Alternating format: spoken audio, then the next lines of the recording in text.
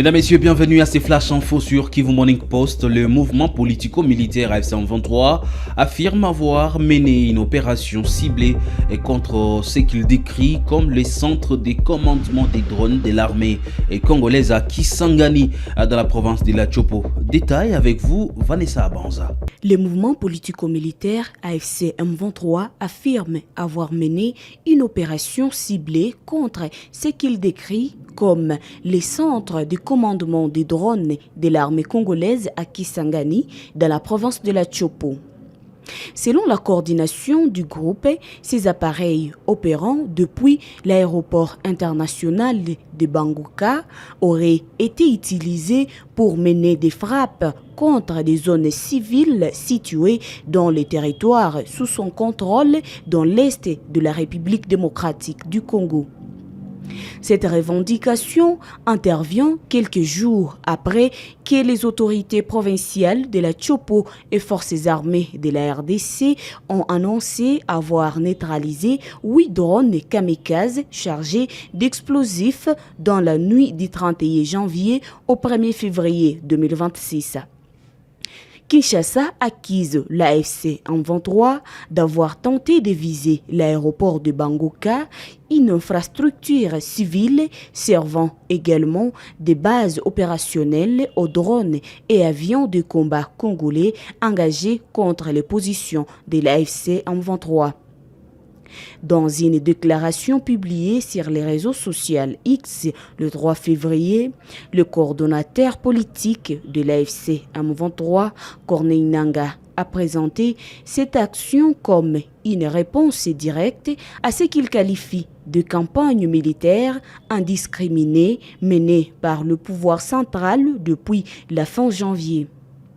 Selon lui, les violences signalées dans la région de Minembwe et sur le haut plateau illustreraient l'échec à la fois moral et stratégique des autorités de Kinshasa. Ils accusent l'armée congolaise et ses alliés, incluant de groupes armés locaux et des forces étrangères, d'avoir recours à des moyens aériens sophistiqués, avions de chasse et drones armés dans un contexte marqué par des restrictions de communication. Toujours selon Corneille Nangaa, l'opération revendiquée à Kisangani vise à renvoyer un signal clair.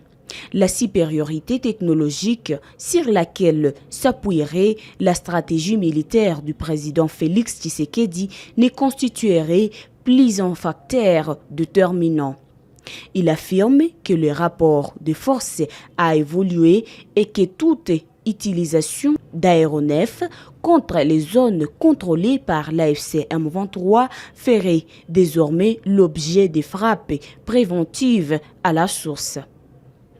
Le chef politique du mouvement soutient également que l'utilisation des Kisangani comme base arrière pour des opérations aériennes contre l'est du pays ne serait plus tolérée, évoquant la fin de ce qu'il considère comme une sanctuarisation militaire de la ville.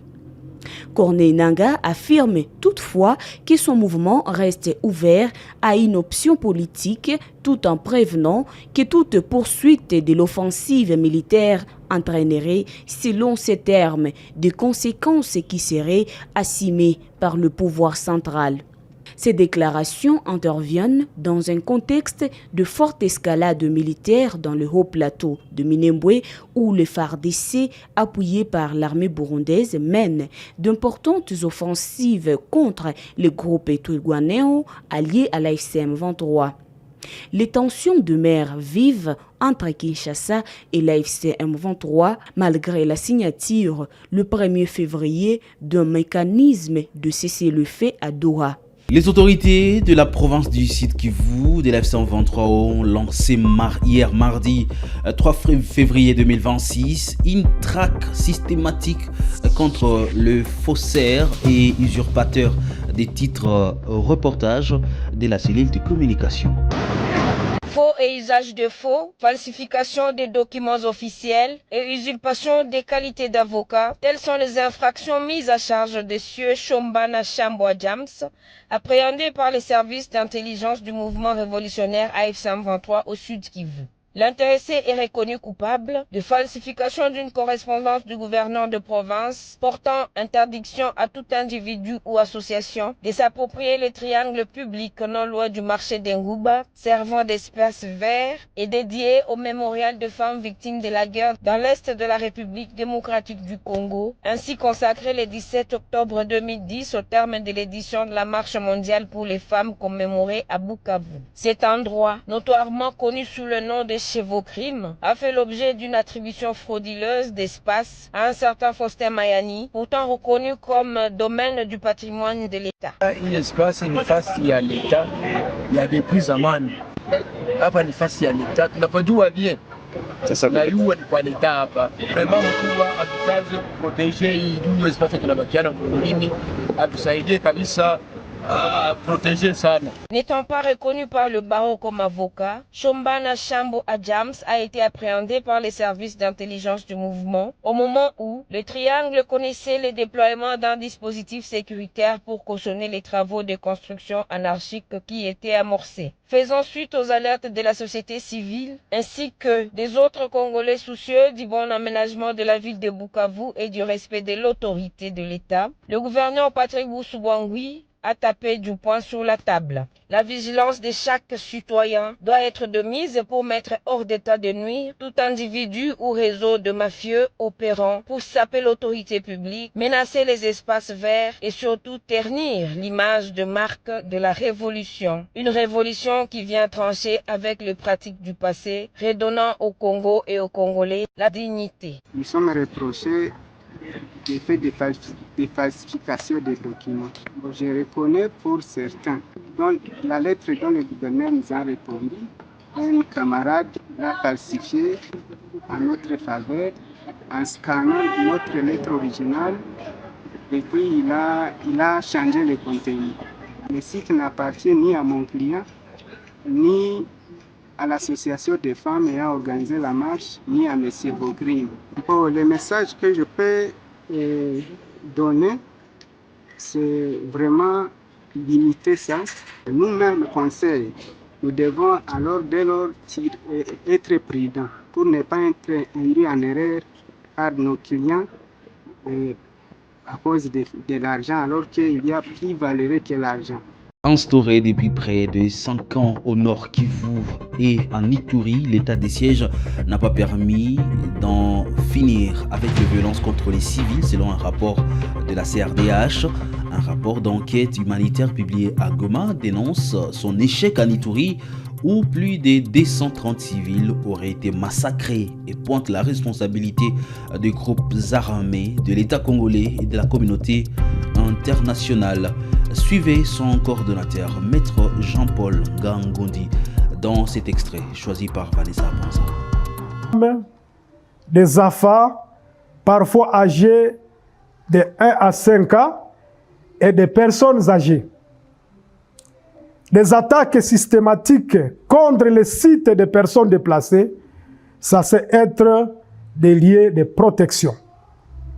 Des massacres d'une cruauté extrême.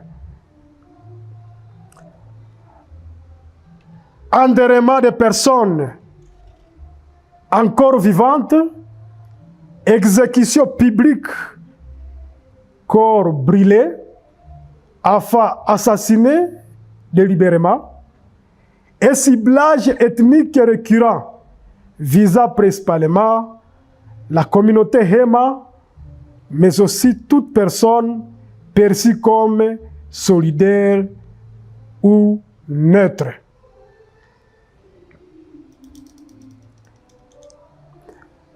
Ces crimes ne sont ni accidentels, ni isolés. Ils obéissent à des schémas récurrents, à des modes opératoires identifiables et à une intention manifeste de terroriser et de détruire. Responsabilité clairement établis. Les rapports établis des responsabilités aux 3 niveaux. 1. Les groupes armés, en particulier la Codeco, mais aussi les FPIC, les groupes Zahir,